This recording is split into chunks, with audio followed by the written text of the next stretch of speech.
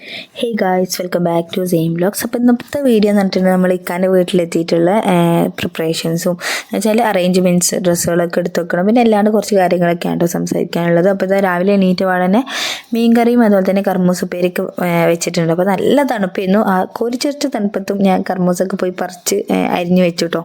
പിന്നെ ഈ കുപ്പികളിലൊക്കെ ഒരു സാധനവും ഇല്ല കേട്ടോ, അത് കാണിക്കാൻ വേണ്ടിയിട്ട് തന്നെ എടുത്തതാണ്. കാരണം എല്ലാ പയറുവർഗ്ഗവും കഴിഞ്ഞിട്ടുണ്ട്. കുറച്ച് ചെറുപയർ മാത്രമാണ് കേട്ടോ കുപ്പിയിലുള്ളൂ. പിന്നെ അടുത്ത പിരാന്തായിരിക്കുന്ന സാധനമാണ്. നമ്മളിവിടെ ഫുള്ളും ഹാളൊക്കെ നല്ലോണം ഞാൻ വൃത്തിയാക്കിയിട്ടായിരുന്നു കേട്ടോ പോയിട്ടുണ്ടായിരുന്നത്. ഷോക്കേസ് ആണെങ്കിലും നമ്മളെ ടി വി വെക്കുന്ന ആ ഒരു സ്റ്റാൻഡൊക്കെ ഫുൾ വൃത്തിയാക്കി. പക്ഷേ എങ്കിലും ഇപ്പം ഇക്കാൻ്റെ ഡ്രിമ്മർ ഇപ്പം പഴയ ട്രിമ്മർ നാശം എന്നിട്ട് ആളിപ്പം പുതിയ ട്രിമ്മറൊക്കെ വാങ്ങി കൊണ്ടുവന്നിട്ടുണ്ട്. അതൊക്കെ വെച്ചിട്ടുള്ളത് ഈ കയറി വരുന്ന സ്ഥലത്ത് തന്നെയാണ് കേട്ടോ. അപ്പോൾ ഇതൊക്കെ കാണുമ്പോൾ നമുക്ക് എന്തായാലും ദേഷ്യം പിടിക്കും. അപ്പോൾ അതും എടുത്ത് ഞാൻ ആളടുത്തേക്ക് പോയിട്ട് ചോദിച്ചതായിരുന്നു കേട്ടോ. അപ്പോൾ ആളെന്നെ വെച്ചതാണ്.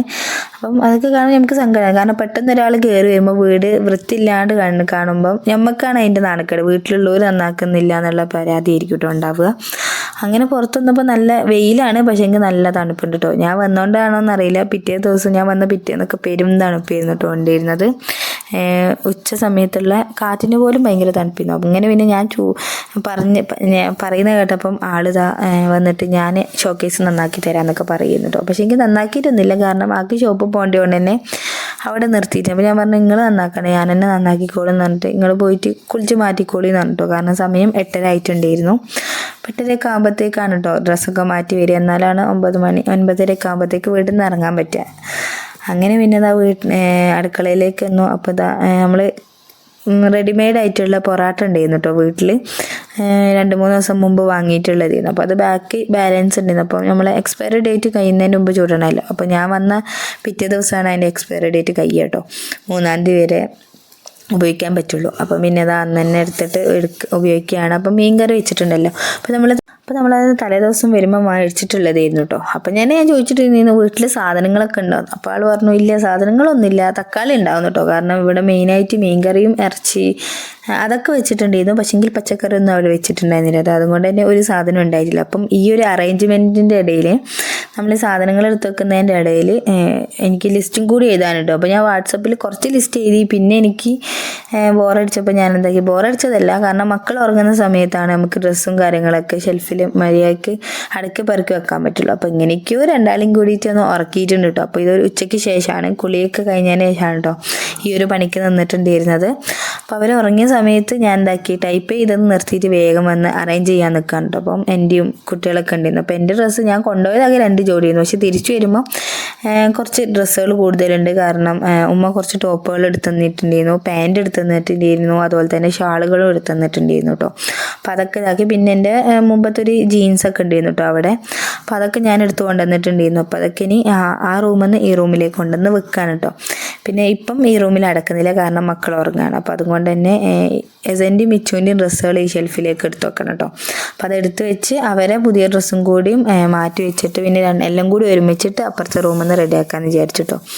അങ്ങനെ എൻ്റെ ഡ്രസ്സുകൾ ഒക്കെ അവിടെ വെച്ചിട്ടുണ്ട്. പിന്നെ ഇപ്പം ആ ബെഡിൽ ആദ്യം വെച്ച കുറച്ച് ഡ്രസ്സുകൾ എന്ന് പറഞ്ഞിട്ടുണ്ടെങ്കിൽ നമ്മളെ പഴയ എന്ന് വെച്ചാൽ കഴിഞ്ഞ കൊല്ലത്തെ ഞാൻ പ്രഗ്നൻ്റ് ആകുന്ന മുമ്പ് ഇട്ടിരുന്ന കുറച്ച് ഡ്രസ്സുകളായിരുന്നു. അപ്പോൾ ഇത് അലമാരയിലെടുത്ത് വെച്ച് ഞാൻ പുറത്തേക്ക് എടുത്ത് വെച്ചിട്ടുള്ളതായിരുന്നു കേട്ടോ. അങ്ങനെ പിന്നെ എസൻ്റെ ബിച്ചുവിൻ്റെയൊക്കെ ഡ്രസ്സ് ഇങ്ങനെ ഈ ഒരു ട്രാവലർ ബാഗിൽ നമ്മൾ കൊണ്ടുപോയിട്ടുണ്ട്. അപ്പോൾ നമ്മളെ പാക്കിംഗ് വീഡിയോ ഒക്കെ കണ്ടവർക്ക് അറിയാമായിരിക്കും കേട്ടോ.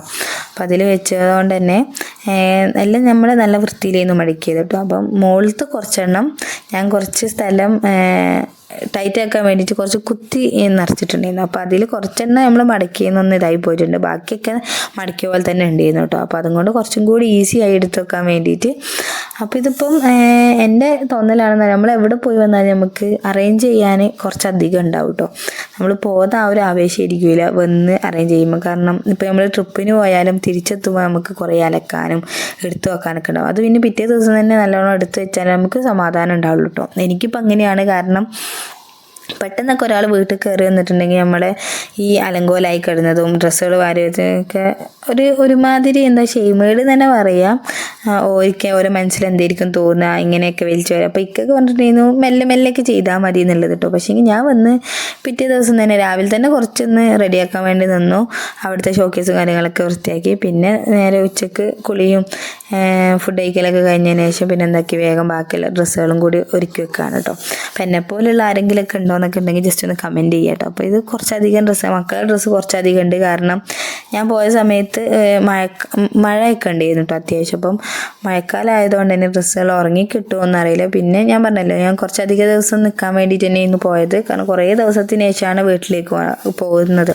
അപ്പം അതുകൊണ്ട് തന്നെ എൻ്റെ കൂടെ കുറച്ചധികം ദിവസം നിൽക്കാൻ വേണ്ടി പറഞ്ഞിട്ടുണ്ടായിരുന്നു. അപ്പോൾ അതൊക്കെ കഴിഞ്ഞിട്ടാണ് ഞാൻ തിരിച്ച് വീട്ടിലെത്തിയത് കേട്ടോ. അങ്ങനെ ഞാൻ ഡ്രസ്സുകൾ മടക്കുന്നുണ്ട്. പിന്നെ എൻ്റെ ഇടയ്ക്ക് മക്കളൊന്നും നോക്കണം. അപ്പോൾ അതൊക്കെ ഒരു ടാസ്ക്കാണ്. പക്ഷേ എന്നാലും ഈ ഒരു സമയത്ത് ഉള്ള ഇതൊക്കെയല്ലേ ഉണ്ടാവുള്ളൂ. ഇതൊക്കെയാണ് നമ്മളെ ഓർമ്മകൾ കേട്ടോ. പിന്നെ കുറച്ചൊക്കെ കഴിയുമ്പോൾ നമുക്ക് ഇതൊക്കെ പറയുമ്പോഴാണ് കുറച്ച് സന്തോഷവും എന്താ പറയുക മെമ്മറീസൊക്കെ റീക്രിയേറ്റ് ചെയ്യുമ്പോൾ ഉണ്ടാവുന്ന ഇത് പറഞ്ഞറിയിക്കാൻ പറ്റാത്തതാണ് കേട്ടോ. എനിക്ക് ചോദിക്കാമല്ലോ എൻ്റെ ഇക്കാനെ പോലെ ആരെങ്കിലുമൊക്കെ ഉണ്ടോയെന്നാണ് കേട്ടോ. അപ്പോൾ ഞാൻ പറഞ്ഞല്ലോ ഞാൻ ഇപ്പം വീട്ടിൽ പോയി തിരിച്ചെത്തിയപ്പം അടുക്കളയിൽ ഒരു സാധനങ്ങളും ഇല്ല കേട്ടോ. പച്ചക്കറികളോ ഒന്നുമില്ല. ഉള്ളി വേയില്ല കേട്ടോ. ഉള്ളി പിന്നെ അല്ലാണ്ട് തക്കാളി മാത്രമേ ഉള്ളൂ, വേറെ ഒന്നുമില്ല. പിന്നെ കുറച്ച് ഇഞ്ചി ഞാൻ ഫ്രിഡ്ജിൽ വെച്ചിട്ടുണ്ടായിരുന്നു, അതുണ്ട്. പിന്നെ അല്ലാണ്ട് വേറൊരു സാധനവും ഇല്ല കേട്ടോ ഇവിടെ. അതുപോലെ തന്നെ പയറുവർഗ്ഗങ്ങളും ഇല്ല കുപ്പിയിലൊന്നും. അപ്പം ഇതുപോലുള്ള ആരെങ്കിലുമൊക്കെ ഉണ്ടോ? കാരണം ഞാനുള്ള സമയത്തും ഞാൻ വെക്കുന്നതുകൊണ്ട് ആൾ കഴിക്കുന്നു, അത്ര തന്നെ ഉള്ളൂ കേട്ടോ. ഞാൻ ഇല്ലാത്തപ്പം അവിടെ ഉണ്ടാക്കലും ഇല്ല കഴിക്കലും ഇല്ല കേട്ടോ. ഇറച്ചി മീനൊക്കെ ഉണ്ടെങ്കിൽ ആൾക്ക് ഫുഡ് ഇറങ്ങുള്ളൂ. അപ്പം എൻ്റെ ഒരു അഭിപ്രായത്തിൽ അങ്ങനെ ഒരിക്കലും ആകരുതെന്നാണ് കേട്ടോ ഞാൻ പറയുക. കാരണം നമ്മൾ നോൺ വെജിറ്റേറിയൻ കഴിക്കണം, പക്ഷേങ്കിൽ അതിനൊക്കെ ഒരു ലിമിറ്റ് ഉണ്ട്. അതിനനുസരിച്ച് നമ്മൾ വെജിറ്റബിൾസും കൂടി കഴിക്കണം കേട്ടോ. എന്നാൽ മാത്രമാണ് നമുക്ക് അതിനനുസരിച്ചുള്ള സ്ട്രെങ്ത്തും ഫ്ലെക്സിബിലിറ്റിയും ഒക്കെ ഉണ്ടാവുള്ളൂ കേട്ടോ. അപ്പോൾ ആ ഒരു അഭിപ്രായമാണ് എനിക്കുള്ളൂ. ഇതിനോട് എനിക്ക് തീരെ യോജിപ്പില്ല കേട്ടോ. അപ്പം എത്രത്തോളം അതൊക്കെ കഴിക്കാൻ പറ്റും? ശരിക്കും എനിക്കൊക്കെ ഒരു മടുപ്പാണ് കേട്ടോ. എപ്പോഴും മീൻ അല്ലെങ്കിൽ എപ്പോഴും ഇറച്ചിയൊക്കെ കഴിക്കുമ്പോൾ എന്താ പറയുക ഒരു ഒമിറ്റിംഗ് ടെൻഡൻസി ഒക്കെ ആണ് കേട്ടോ. ഭയങ്കര ഛർദിയും കാര്യങ്ങളൊക്കെ എനിക്ക് തോന്നും. കാരണം പച്ചക്കറീൻ്റെ സ്ഥാനത്ത് നമുക്കൊന്നിനെയും എന്താ പറയുക മാറ്റി വെക്കാൻ പറ്റില്ല എന്ന് തന്നെ പറയാം കേട്ടോ.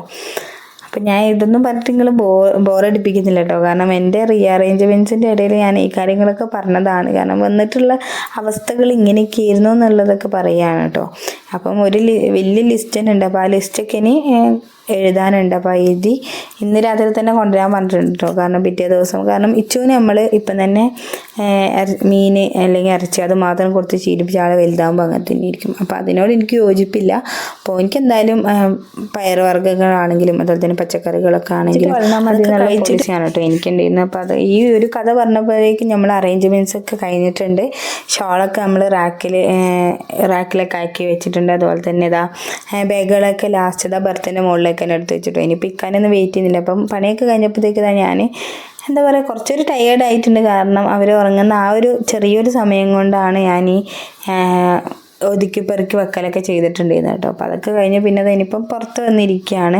പിച്ചുവിന് ഉറങ്ങി എണീറ്റ ചെറിയ വാശിയും അതുപോലെ തന്നെ ഒരു കരച്ചിലൊക്കെ ഉണ്ടാവും കേട്ടോ. അപ്പോൾ അത് മാറ്റണമെങ്കിൽ കുറച്ച് ഒരു സമയം പിടിക്കും. ഇടയ്ക്ക് നല്ലോണം സമയം പിടിക്കും, ഇടയ്ക്ക് പെട്ടെന്ന് തീരും കേട്ടോ. അങ്ങനെ പിന്നെ അതൊക്കെ കഴിഞ്ഞു. പിന്നെ രാത്രി ആയപ്പോൾ ഞാൻ പറഞ്ഞല്ലോ ഒരു വലിയ ലിസ്റ്റ് തന്നെ ഇട്ടിട്ടുണ്ടായിരുന്നു. പിക്കത സാധനങ്ങളൊക്കെ കൊണ്ടുവന്നിട്ട് എന്താ പറയുക ഉപ്പ് തൊട്ട് കർപ്പൂരം വരെ സാധനങ്ങൾ വേണമായിരുന്നു. അപ്പം അതിൻ്റെ സാധനങ്ങളൊക്കെ ആൾ കൊണ്ടുവന്നിട്ടുണ്ട് ലിസ്റ്റിലിട്ട് അതിനനുസരിച്ചിട്ട് കേട്ടോ. അപ്പോൾ ഇച്ചുവിന് മുട്ടായി ഉണ്ടോയെന്നുള്ളത് നോക്കുകയാണ്. അപ്പോൾ ഞാൻ പറയുന്നു മുട്ടായി ഇല്ല എന്നൊക്കെ പക്ഷേ ആൾ കറക്റ്റ് മുട്ടായിൻ്റെ കവർ തന്നെയാണ് കേട്ടോ പിടിച്ചിട്ടുണ്ടായിരുന്നത്.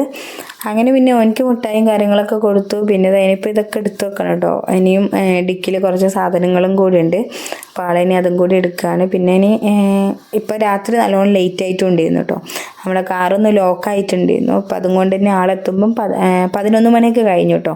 11 മണിയല്ല 11:30 ആയിട്ടുണ്ട്. അപ്പം അത്രയും ലേറ്റ് ആയതുകൊണ്ട് ഇനിയിപ്പോൾ എന്തായാലും ഞാൻ ഇന്ന് നിൽക്കുന്നില്ല, ഇനി അടുത്ത ദിവസം നിൽക്കാൻ വിചാരിച്ചിട്ടോ. അപ്പോൾ ഇന്നത്തെ വീഡിയോ ഇത്രയേ ഉള്ളൂ. അപ്പോൾ വീഡിയോ ഇഷ്ടപ്പെട്ടാൽ ലൈക്ക് ചെയ്യുക, ഷെയർ ചെയ്യുക, സബ്സ്ക്രൈബ് ചെയ്യുക, കമൻറ്റ് ചെയ്യാൻ മറക്കരുത് കേട്ടോ.